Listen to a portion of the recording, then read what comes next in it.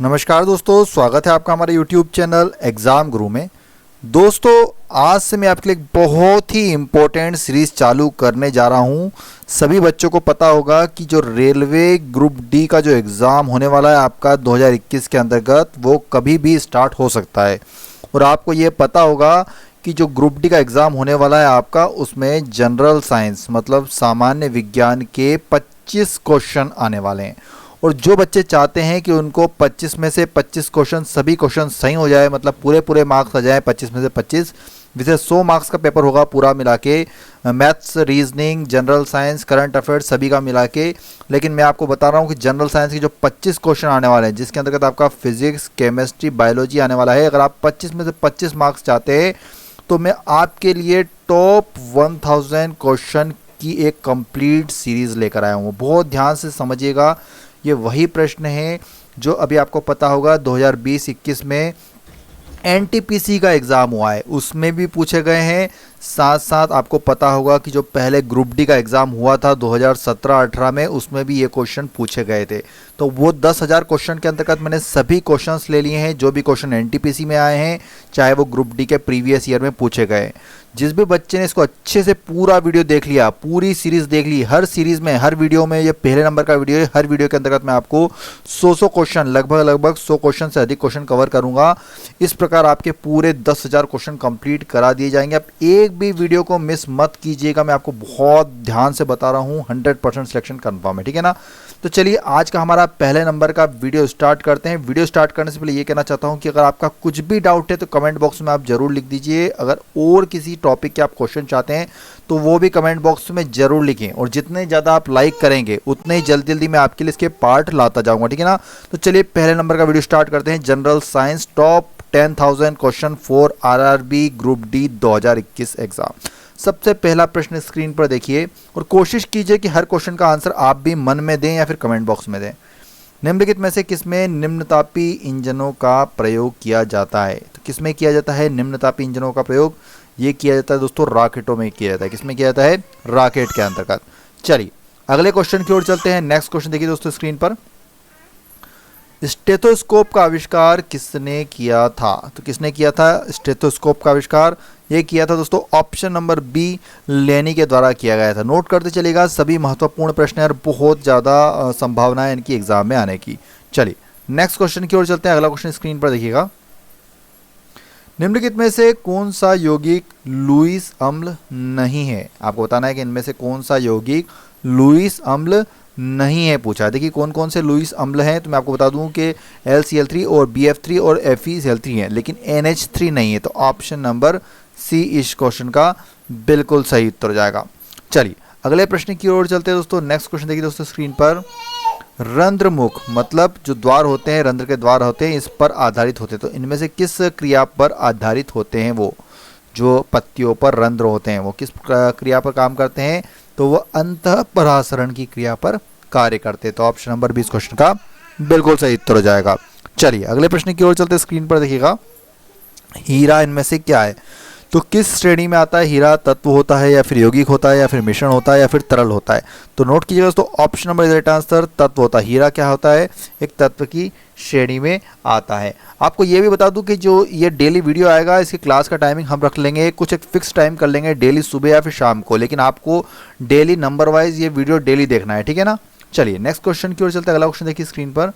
कोशिका किसके कारण स्फीत हो जाती है? तो कोशिका इनमें से किसके कारण स्फीत हो जाती है?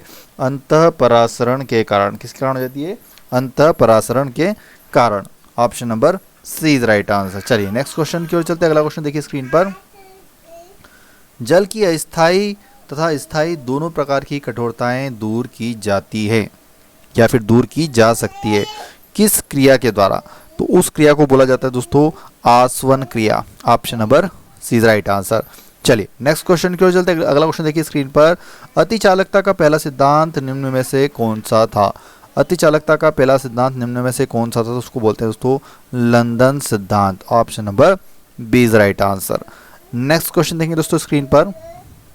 किसकी उपस्थिति के कारण किसी पादप कोशिका और पशु कोशिका में अंतर पाया जाता है? तो पादप कोशिका और पशु कोशिका में अंतर किसके कारण पाया जाता है?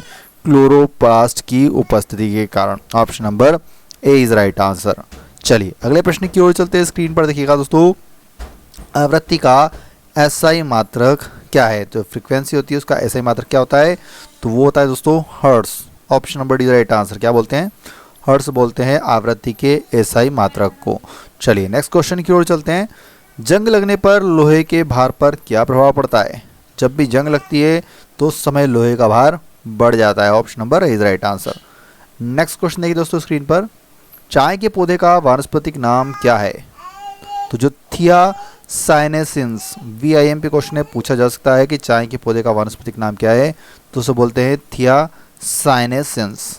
चलिए नेक्स्ट क्वेश्चन की ओर चलते हैं। देखिएगा स्क्रीन पर, द्रव्यमान ऊर्जा संबंध किसका निष्कर्ष है? आपको बताना है कि द्रव्यमान ऊर्जा संबंध इनमें से किसका निष्कर्ष होता है? तो option number B right answer दोस्तों, सापेक्षता का सामान्य सिद्धांत के अंतर्गत आता है। क्या होता है वो? सापेक्षता के सामान्य सिद्धांत के अंतर्गत आता है। चलिए नेक्स्ट क्वेश्चन की ओर चलते हैं। स्क्रीन पर देखिएगा दोस्तों, निम्न वस्तुओं का पता लगाने के लिए प्रयुक्त किए जाने वाला उपकरण को कहते हैं। निम्न यहाँ पर वस्तुएं नहीं दी गई है, वस्तु यहाँ पर टाइप हो ही नहीं है हमारे टाइपर से, कोई दिक्कत नहीं है। तो जो समुद्र के अंदर जो वस्तु डूब जाती है उनका पता लगाने के लिए क्या, मतलब एक प्रकार से मान सकते हैं कि समुद्र के अंदर जो डूबी हुई वस्तु का पता लगाना है आपको, तो उसमें आपको सोनार का प्रयोग किया जाता है। Option number B is right answer. चलिए नेक्स्ट क्वेश्चन की ओर चलते देखिएगा स्क्रीन पर, निम्नलिखित में ब्रह्मांड यूनिवर्स में कौन सर्वाधिक मात्रा में पाया जाने वाला तत्व है? ब्रह्मांड में सबसे अधिक मात्रा में पाया जाने वाला तत्व तो वह है दोस्तों hydrogen. Very important question. Option number A is right answer. चलिए अगला प्रश्न देखिए स्क्रीन पर, पांडा किसके कुल का होता है? तो पांडा किस कुल का होता है? ये होता है दोस्तों भालू के कुल का। Option number D is right answer. Next question देखिए दोस्तों स्क्रीन पर, स्पष्ट प्रतिध्वनि सुनने के लिए परावर्तक तल व ध्वनि स्रोत के बीच न्यूनतम दूरी कितनी होनी चाहिए? तो ये होती है दोस्तों 17 मीटर। कितनी होनी चाहिए? 17 metre. Option number B is right answer. चलिए अगले प्रश्न की ओर चलते हैं। स्क्रीन पर देखिएगा, जल के अंदर पड़ी हुई मछली किस कारण से अपनी वास्तविक गहराई से कुछ ऊपर उठी हुई दिखाई देती है? बहुत बार बताया है, जल के अंदर अगर कोई सी भी चीज़ अगर पड़ी होगी तो वो थोड़ी सी ऊपरी उठी दिखाई देती है। इसका कारण होता है दोस्तों प्रकाश के अपवर्तन के कारण। प्रकाश के अपवर्तन के कारण। नेक्स्ट क्वेश्चन देखिए दोस्तों स्क्रीन पर, सोडा वाटर में प्रयुक्त गैस इनमें से कौन सी है? सिंपल क्वेश्चन है, बहुत बार बताया है, CO2 carbon dioxide. Soda water में इस गैस का प्रयोग किया जाता है। चलिए अगला प्रश्न है स्क्रीन पर, यदि हवा का तापमान बढ़ता है तो उसकी जलवाष्प ग्रहण करने की क्षमता पर क्या प्रभाव पड़ेगा? वह भी बढ़ जाती है। क्या हो जाता है? वो भी बढ़ जाती है। चलिए नेक्स्ट क्वेश्चन की ओर चलते हैं। स्क्रीन पर देखिएगा दोस्तों, चाय पत्तियों के संसाधन में निम्नलिखित में से कौन सी क्रिया आवश्यक नहीं है? कौन सी क्रिया आवश्यक नहीं है पूछा गया है। तो कौन सी किण्वन क्रिया की आवश्यकता नहीं होती, जबकि बेलन, शुष्कन और म्लालन तीनों क्रियाएं की जाती है। Option number C right answer. Next question देखेंगे दोस्तों स्क्रीन पर, अगला प्रश्न है हमारा, ऐसे परमाणुओं को जिनमें प्रोटॉनों की संख्या समान परंतु न्यूट्रॉनों की संख्या भिन्न हो कहते हैं, क्या कहते हैं? प्रोटॉन क्या होते हैं? उनमें समान होते हैं परंतु न्यूट्रॉन की संख्या भिन्न होती है, तो उनको कहते हैं समस्थानिक आइसोटॉप्स। पढ़ा होगा आपने विज्ञान के अंतर्गत। चलिए नेक्स्ट क्वेश्चन है स्क्रीन पर, प्रकाश का वेग किस में अधिकतम होता है? तो जो निर्वात होता है उसके अंतर्गत सबसे अधिक होता है प्रकाश का वेग। Option number C right answer. चलिए नेक्स्ट क्वेश्चन है हमारे स्क्रीन पर, अस्थियों का अध्ययन किस शाखा में आता है? अस्थियों के अध्ययन को क्या कहा जाता है? तो ऑस्टियोलॉजी। क्या कहा जाता है? Osteology. Option number B is right answer. चलिए नेक्स्ट क्वेश्चन देखें दोस्तों स्क्रीन में, निम्नलिखित में से किसका भारत में ऊर्जा उत्पादन में सर्वाधिक अंश है? निम्नलिखित में से किसका भारत में ऊर्जा उत्पादन में सर्वाधिक अंश है? तो option number C right answer, ऊष्मीय ऊर्जा। निम्नलिखित में किसका भारत में ऊर्जा उत्पादन में सर्वाधिक अंश है? तो ऊष्मीय ऊर्जा का आता है। Option number C is right answer. चलिए नेक्स्ट क्वेश्चन है दोस्तों स्क्रीन पर, निम्न में किस यौगिक में हाइड्रोजन बंध विद्यमान होते हैं? तो किस यौगिक में हाइड्रोजन बंध विद्यमान होते हैं? तो ये हाइड्रोजन फ्लोराइड। हाइड्रोजन फ्लोराइड में हाइड्रोजन बंध विद्यमान होते हैं। किसमें होते हैं? हाइड्रोजन फ्लोराइड में। Option number A is right answer. चलिए नेक्स्ट क्वेश्चन देखिए दोस्तों स्क्रीन पर, निम्नलिखित जंतुओं में से किसमें 3 प्रकोष्ठ वाला हृदय होता है? तो कौन से जंतु में होता है? ये होता है मेंढक। मेंढक के अंतर्गत होता है, जो मेंढक जानवर होता है उसमें 3 प्रकोष्ठ वाला हृदय होता है। चलिए अगले प्रश्न की ओर चलते हैं। स्क्रीन पर देखिएगा, सौर ऊर्जा का अधिकतम स्थिरीकरण किसके द्वारा किया जाता है? सौर ऊर्जा का अधिकतम स्थिरीकरण में से किसके द्वारा किया जाता है? तो ये हरे पादपों के द्वारा किया जाता है। Option number D is right answer. Next question देखिए दोस्तों स्क्रीन पर, प्रकृति में सबसे ज़्यादा मात्रा में पाया जाने वाला कार्बनिक यौगिक इनमें से कौन सा है? तो सबसे ज़्यादा मात्रा में पाया जाने वाला कार्बनिक यौगिक है आपका cellulose. Very good, option number is right answer, cellulose. चलिए नेक्स्ट क्वेश्चन की ओर चलते हैं। स्क्रीन पर देखिएगा दोस्तों, निम्नलिखित में से किस प्रोटीन के कारण रेशम के तंतु उजले चमकदार दिखाई देते हैं? किस प्रोटीन के कारण रेशम के तंतु उजले चमकदार दिखाई देते हैं? तो ये दोस्तों आपके फाइब्रोइन के कारण। ऑप्शन नंबर राइट आंसर दोस्तों, फाइब्रोइन के कारण होता है ऐसा। चलिए नेक्स्ट क्वेश्चन की ओर चलते। स्क्रीन पर देखिएगा, प्रकाश का वेग सबसे पहले किसने मापा था? प्रकाश का वेग सबसे पहले इनमें से किसने मापा था? तो ये रोमर ने मापा था। ऑप्शन नंबर सी राइट है दोस्तों, रोमर ने मापा था। नेक्स्ट क्वेश्चन देखिए दोस्तों स्क्रीन पर, जीन्स बने होते हैं, जीन्स इनमें से किसके बने होते हैं? तो ये डीएनए के बने होते हैं। जीन्स किसके बने होते हैं? डीएनए। इंपॉर्टेंट क्वेश्चन रहेगा ये वाला भी आपके एग्जाम्स के लिए। चलिए नेक्स्ट क्वेश्चन की ओर चलते हैं। स्क्रीन पर देखिए, बैटरियों में कौन सा अम्ल संग्रहित होता है? सिंपल क्वेश्चन है, जो सल्फ्यूरिक अम्ल इसका सही उत्तर जाएगा। बैटरियों में सल्फ्यूरिक अम्ल संग्रहित होता है। नेक्स्ट क्वेश्चन है स्क्रीन पर, एसआई पद्धति में लेंस की क्षमता की इकाई क्या होती है? तो क्या होती है? डायोप्टर होती है। क्या होती है दोस्तों? Dioptre. Option number B is right answer. चलिए अगले प्रश्न की ओर चलते हैं। स्क्रीन पर देखिएगा, एक डोमेन में परमाणुओं की संख्या कितनी होती है? तो ये होती है दोस्तों 10 टू द पावर 18 से 10 to the power 21। Option number C is right answer. चलिए नेक्स्ट क्वेश्चन की ओर चलते हैं। स्क्रीन पर देखिएगा दोस्तों, लैंगिक जनन से अनुवांशिक विचरण कैसे होता है? लैंगिक जनन से अनुवांशिक विचरण कैसे होता है? तो ये होता है जीन के सम्मिश्रण से भी होता है, क्रोमोसोम में बदलाव और जीन के मिश्रण, तीनों से होता है। तो उपयुक्त सभी इसका सही उत्तर हो जाएगा। Option number D is right answer. चलिए अगला प्रश्न है स्क्रीन पर, वायु की आर्द्रता मापने के लिए कौन सा यंत्र प्रयोग में लाया जाता है? तो आपके हाइग्रोमीटर का प्रयोग किया जाता है वायु की आर्द्रता को मापने के लिए। नेक्स्ट क्वेश्चन देखिए, प्रकाश की गति किसके बीच से जाते हुए न्यूनतम होती है? तो न्यूनतम किस में होती है प्रकाश की गति? कांच में होती है। और अधिकतम किस में होती है? मैंने अभी बताया था निर्वात में। तो न्यूनतम हो गई आपकी कांच के अंतर्गत। नेक्स्ट क्वेश्चन देखिए स्क्रीन पर, किलोवाट घंटा किसका मात्रक होता है? तो ये होता है विद्युत ऊर्जा का। किसका मात्रक होता है? विद्युत ऊर्जा का। अगला प्रश्न है स्क्रीन पर, निम्नलिखित में से कौन सा धनावेशित नहीं है? धनावेशित नहीं है तो देखिए इलेक्ट्रॉन, इलेक्ट्रॉन नहीं होते हैं धनावेशित, ठीक है ना, जबकि अल्फा कण, प्रोटॉन, हीलियम, नाभिक तीनों ही धनावेशित होते हैं। Option number D is right answer. अगला प्रश्न स्क्रीन पर देखिए दोस्तों, H2SO4 का प्रयोग किस रूप में नहीं किया जा सकता? देखिए रोगाणुनाशी के रूप में नहीं किया जा सकता। H2SO4 का प्रयोग किस रूप में नहीं किया जा सकता है? तो रोगाणुनाशी के रूप में नहीं किया जा सकता, ठीक है ना। रोगाणु, जबकि शुष्क कारक, निर्जलीकारक, खाद्य परीक्षण में किया जाता है कि रोगाणुनाशी के रूप में नहीं किया जा सकता। तो option number C is right answer. चलिए अगले प्रश्न की ओर चलते हैं। निम्नलिखित में से वह जंतु कौन सा है जिसके पर्याणिक क्लाइटेम होती है? निम्नलिखित में से वह जंतु कौन सा है जिसके पर्याणिका मतलब क्लाइटेलम होती है? तो कौन से में होती है? केचुए के अंतर्गत होती है। तो option number C is right answer. चलिए अगले प्रश्न की ओर चलते हैं। नेक्स्ट क्वेश्चन देखिए दोस्तों स्क्रीन पर, किसके अवशोषण में विटामिन सी मदद करता है? तो इनमें से किसके अवशोषण में विटामिन सी मदद करता है? तो लोहे के अवशोषण में सहायक होता है विटामिन सी। VIMP क्वेश्चन है, ठीक है ना, बहुत ही महत्वपूर्ण प्रश्न है। चलिए अगले प्रश्न की ओर चलते हैं। स्क्रीन पर देखिएगा दोस्तों, एक व्यक्ति जो फेनिल कीटोन्यूरिया रोग से प्रभावित है निम्न से पीड़ित होता है। किससे? अगर कोई व्यक्ति फेनिल कीटोन्यूरिया रोग से प्रभावित है तो वो किससे पीड़ित है? तो वो मानसिक जड़ता से पीड़ित है। Option number C is right answer. चलिए अगले प्रश्न की ओर चलते हैं। स्क्रीन पर देखिएगा दोस्तों, निम्नलिखित में से कौन ऊष्मा का सबसे अच्छा सुचालक है? तो देखिए जो समुद्र का पानी होता है वो ऊष्मा का सबसे अच्छा सुचालक माना जाता है। अगले प्रश्न की ओर चलते हैं। स्क्रीन पर देखिएगा, मनुष्य के शरीर का सामान्य तापक्रम। वेरी सिंपल क्वेश्चन है, बहुत बार बताया है आपको। 37 डिग्री सेंटीग्रेड, सेंटीग्रेड में पूछा है, ठीक है ना। अगर फ़ारेनहाइट में पूछा तो 98 होता है, लेकिन यहाँ पर सेंटीग्रेड में है तो 37 डिग्री सेंटीग्रेड होता है।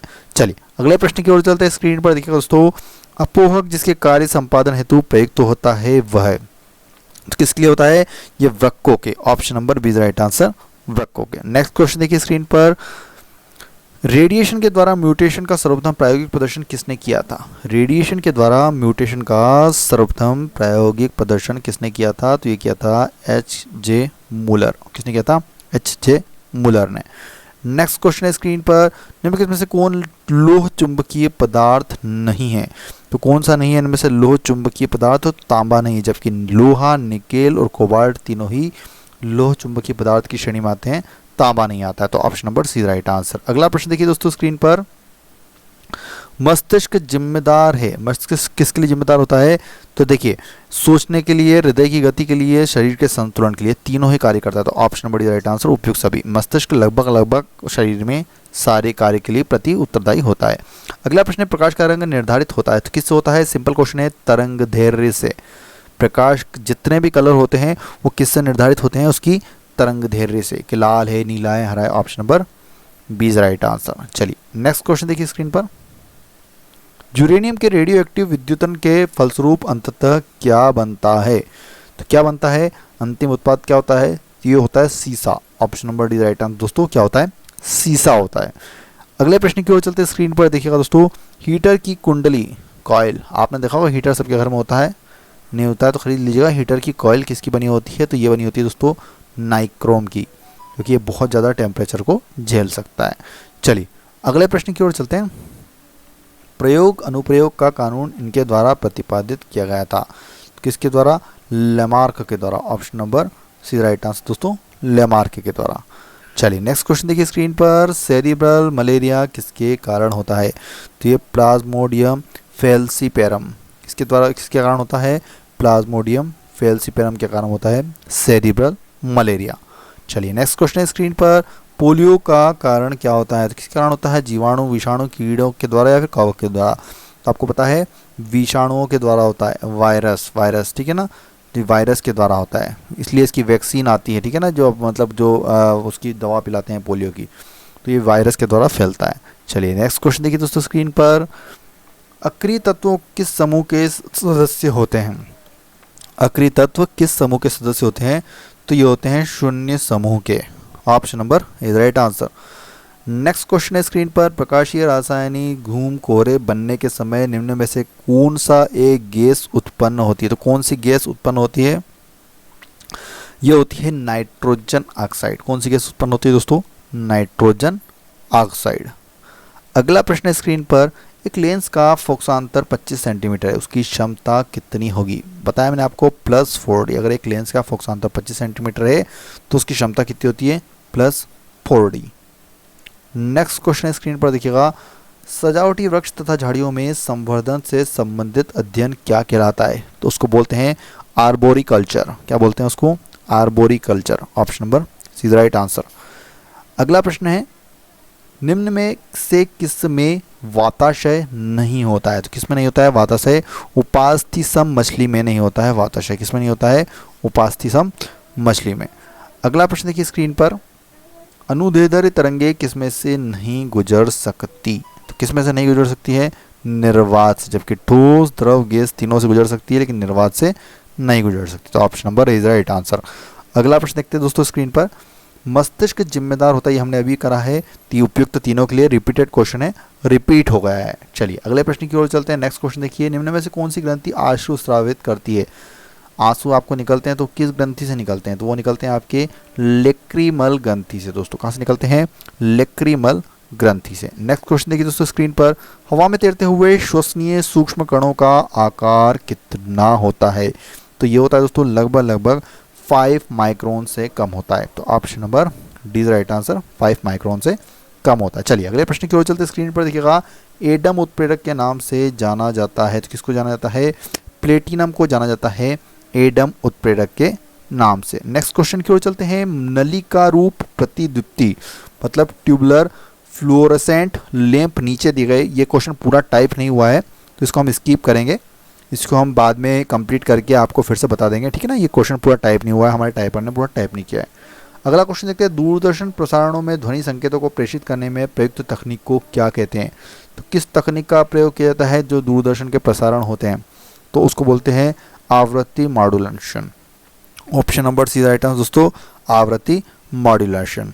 चलिए नेक्स्ट क्वेश्चन की ओर चलते हैं। निम्नलिखित में से सबसे प्रबल ऑक्सीकारक एजेंट कौन सा है, तो फ्लोरीन होता है सबसे प्रबल ऑक्सीकारक एजेंट। वेरी इंपॉर्टेंट क्वेश्चन है, option number C right answer. चलिए नेक्स्ट क्वेश्चन की ओर चलते देखिएगा, रेडियो कार्बन डेटिंग से किसका निर्धारण होता है, तो रेडियो कार्बन डेटिंग से किसका निर्धारण होता है, होता है जीवाश्मों का निर्धारण। Option number C right answer. चलिए अगले प्रश्न की ओर चलते, स्क्रीन पर देखिएगा दोस्तों, सिलेंट्रेटा संघ को यानी किस नाम से जाना जाता है, अन्य। सिलेंट्रेटा संघ को अन्य किस नाम से जाना जाता है, तो इसको निडेरिया भी बोला जाता है। किस नाम से जाना जाता है सिलेंट्रेटा संघ को, निडेरिया। नेक्स्ट क्वेश्चन देखिए दोस्तों स्क्रीन पर, ऐसे एमिनो एसिड जिनका संश्लेषण शरीर में हो सकता है जाने जाते हैं, किससे जाने जाते हैं, तो अनावश्यक एमिनो एसिड और पोलर एमिनो एसिड, ठीक है ना। किससे जाने जाते हैं, किस नाम से जाने जाते हैं, अनावश्यक एमिनो एसिड और पोलर एमिनो एसिड, मतलब option number D is right answer, दोनों प्रकार से। चलिए अगला प्रश्न है, एक पहिया ठेला किसके उदाहरण की श्रेणी में आता है, तो ये आता है दोस्तों आपके श्रेणी 2 लीवर की श्रेणी में आता है, जो एक पहिया ठेला होता है, किसमें आता है, श्रेणी 2 लीवर।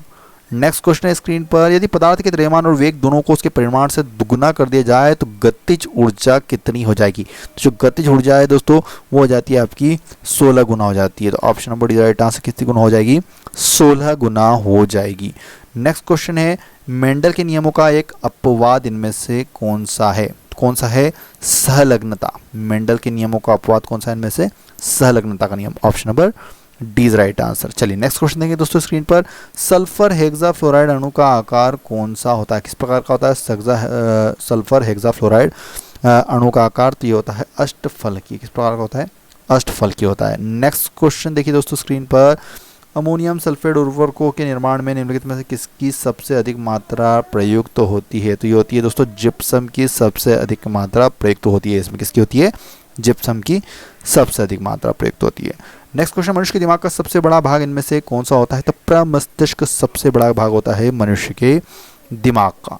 नेक्स्ट क्वेश्चन देखिए दोस्तों स्क्रीन पर, निम्नलिखित में से कौन सी धातु कक्ष ताप पर द्रव्य रूप में रहती है, बहुत बार बताया, सिंपल क्वेश्चन है। जो पारा होती है वो आपने देखा होगा, ऐसी धातु होती है जो कि लिक्विड के फॉर्म में होती है। नेक्स्ट क्वेश्चन है, कीटों के वैज्ञानिक अध्ययन को क्या कहते हैं, तो इसको एंटोमोलॉजी कहते हैं दोस्तों। इंसेक्ट जो होते हैं ना, कीड़े होते हैं, उनके वैज्ञानिक अध्ययन को एंटोमोलॉजी कहा जाता है। इंपॉर्टेंट क्वेश्चन है, बहुत बार पूछा भी गया है। चलिए अगला प्रश्न, निम्नलिखित विटामिनों में से कौन सा किसी स्वप्न को पर्याप्त समय तक याद रखने में मददगार होता है।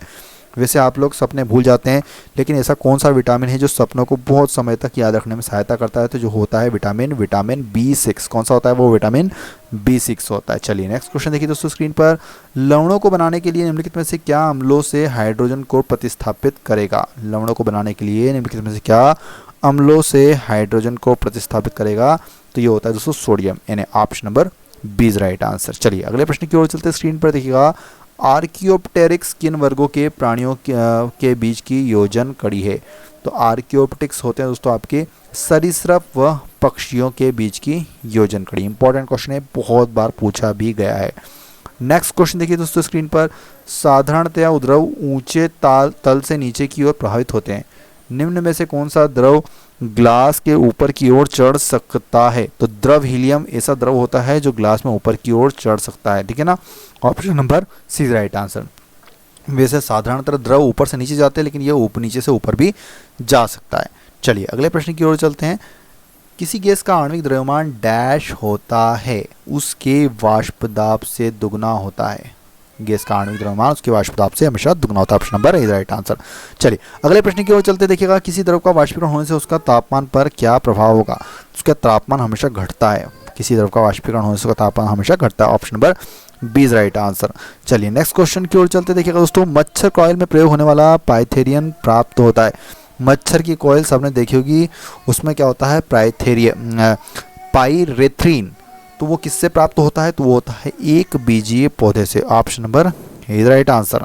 नेक्स्ट क्वेश्चन है स्क्रीन पर, जड़ें विकसित होती किससे, तो ये होती है मूलांकुर से, option number B is right answer. Next question देखिए दोस्तों स्क्रीन पर, सूर्य ग्रहण के समय सूर्य का कौन सा भाग दिखाई देता है, तो उसको बोलते हैं हम कोरोना, मतलब किरीट भाग दिखाई देता है सूर्य ग्रहण के समय सूर्य का। नेक्स्ट क्वेश्चन देखिए स्क्रीन पर, निम्नलिखित में से कौन सा कीट सर्वव्यापी है? सर्वव्यापी कीट समझ जाइए, सर्वव्यापी मतलब सब जगह पाए जाने वाला, ऐसा समझ सकते हैं, तो जो मक्खी होती है। Option number A is right answer. अगला प्रश्न है स्क्रीन पर हमारा, मानव शरीर में पैरों की हड्डियां होती है, फिबुला एवं टीबिया। इंपॉर्टेंट क्वेश्चन है, फिबुला एवं टीबिया कहाँ पर पाई जाती है? पैरों में पाई जाती है। इंपॉर्टेंट क्वेश्चन नोट कर लेना, ठीक है ना, पूछा जाएगा। अगला प्रश्न, अग्निशामक में कौन सी गैस काम आती है फायर एक्सटिंग्विशर में? तो कार्बन डाइऑक्साइड, ठीक है ना, कार्बन डाइऑक्साइड गैस जलने में सहायता नहीं करती, जबकि ऑक्सीजन सहायता करती है, तो इसलिए आग बुझाने के लिए कार्बन डाइऑक्साइड का प्रयोग किया जाता है। अगला प्रश्न है, निम्नलिखित में से कौन सा कीट के काटने से होता है? निम्नलिखित में से कौन सा रोग इनमें से कीट के काटने से होता है? तो जो होता है डेंगू, ठीक है ना, डेंगू मच्छरों के काटने से। अगला प्रश्न देखिए दोस्तों स्क्रीन पर, कीड़ों तथा हानि पहुंचाने वाले तत्वों को घरों से दूर भगाने के लिए प्रयोग में लाया जाता है, तो अल्ट्रासोनिक तरंगों का प्रयोग किया जाता है। जब भी कीड़े आते हैं, आपने देखा होगा खेतों के ऊपर अगर कीड़े आते हैं, कीटों का हमला होता है कभी कभी, तो वहाँ पर ज़ोर ज़ोर से गाने भी बजाए जाते हैं कभी, और अल्ट्रासोनिक तरंगों का प्रयोग करके भी उनको भगाया जा सकता है। अगला प्रश्न देखिए स्क्रीन पर, नाभिक की खोज रदरफोर्ड ने किन कणों की सहायता से की? तो ये की थी दोस्तों उन्होंने अल्फा कणों की सहायता से नाभिक की खोज। Option number is right answer. अगला प्रश्न है हमारा, मानव नेत्र में उपस्थित रेटिना में रंगों के विभेद के लिए उपस्थित होते, मानव नेत्र में उपस्थित रेटिना में रंगों में विभेद मतलब अंतर करने के लिए क्या उपस्थित होता है? तो कोन्स के माध्यम से आप पहचान पाते हैं कि कौन सा कलर किस प्रकार का है। चलिए नेक्स्ट क्वेश्चन है दोस्तों स्क्रीन पर, प्रेगेम्ड सेल डेथ का कोशिकीय एवं आणविक नियंत्रण क्या कहलाता है? तो उसके बोलते हैं एंजिक कहते हैं, उसको क्या कहते हैं हम? एंजिक। Option number B is right answer. अगला प्रश्न है हमारा, निम्नलिखित में से कौन सा एक मानव शरीर में पेट दर्द का कारक है? तो किसके कारण होता है पेट दर्द? वो होता है हमको लवणों के कारण, लवण उत्तरदायी होते हैं पेट दर्द के लिए। Option number C is right answer. अगला प्रश्न हमारा स्क्रीन पर, प्रकाश तरंगे हैं, प्रकाश तरंगे कैसी होती हैं? तो ये होती हैं विद्युत चुंबकीय तरंगे। Option number C right answer, very important question, विद्युत चुंबकीय तरंगे। चलिए अगला प्रश्न है दोस्तों, निम्नलिखित में से कौन सा एक वायु में ध्वनि तरंगों द्वारा उत्पादित नहीं होता है? आपको इसका क्वेश्चन कमेंट बॉक्स में बताना है। वीडियो पसंद आया तो प्लीज़ वीडियो को एक लाइक कीजिए। वीडियो अगर आप चाहते हैं कि कंटिन्यू सीरीज़ के वीडियो आते रहे तो ज़्यादा से ज़्यादा शेयर कीजिएगा, एक लाइक कीजिएगा, और कमेंट बॉक्स में जरूर बताइए कि आपको और किस किस टॉपिक पे क्वेश्चन चाहिए। ये लास्ट क्वेश्चन था, टोटल 10,000 क्वेश्चन करेंगे। हमने फिर से बताता हूँ 10,000 क्वेश्चन करने वाले हैं ग्रुप डी के लिए। ये 100 क्वेश्चन कंप्लीट हो गए हैं, 100 ही वीडियो आएंगे, तो 100 × 100 आपके लगभग 10,000 क्वेश्चन में एग्जाम के पहले कंप्लीट करा दूंगा, ठीक है ना। वीडियो पूरा जरूर देखिएगा, सारी सीरीज़ जितने भी सीरीज़ के वीडियो हैं वो जरूर देखिएगा। जिसने देख लिए 25 में से 25 नंबर कंफर्म, ठीक है ना। तो प्लीज़ ज़्यादा से ज़्यादा लाइक और शेयर कीजिए, जितने ज़्यादा लाइक और शेयर आएंगे उतनी जल्दी जल्दी वीडियो आते जाएंगे। नए बच्चे सब्सक्राइब करके बेल आइकन दबा लेना और ऑल नोटिफिकेशन एक्टिवेट कर लेना, जिसकी नोटिफिकेशन मिलती रहेगी और आपको सारे वीडियो प्राप्त होते हैं। वीडियो देखने के लिए बहुत धन्यवाद। जय हिंद, जय भारत, वंदे मातरम।